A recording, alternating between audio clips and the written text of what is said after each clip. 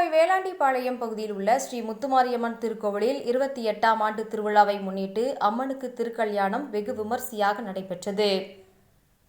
Kovai Velandipalayam Ananda housing colony பகுதியில் உள்ள அருள்மிகு ஸ்ரீ முத்துமாரியம்மன் திருக்கோவிலில் 28ஆம் ஆண்டு திருவிழா கடந்த வாரம் கணபதி ஹோமம், கம்பம் நடுதலுடன் துவங்கியது.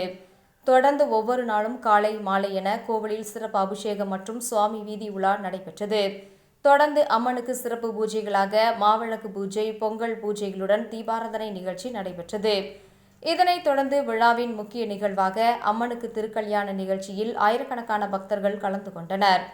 மேலும் கோவில் தர்மகர்த்தா டாக்டர் சிவராமன் மற்றும் குடும்பத்தினர் சார்பாக நடைபெற்ற அம்மன் திருக்கல்யாண நிகழ்ச்சி சிறப்பாக நடைபெற்றது. மேலும் அம்மனுக்கு சிறப்பு அலங்காரத்துடன் மணக்கோலத்தில் திருக்கல்யாண நிகழ்ச்சி நடந்தது. இதில் ஆயிரக்கணக்கான பக்தர்கள் கலந்து கொண்டு சாமி தரிசனம் செய்தனர். தொடர்ந்து மகா அன்னதானம் நடைபெற்றது. மேலும் விழாவிற்கு வந்த பக்தர்களுக்கு அனைவருக்கும் பிரசாதம் மற்றும் புடவைகள் வழங்கப்பட்டது.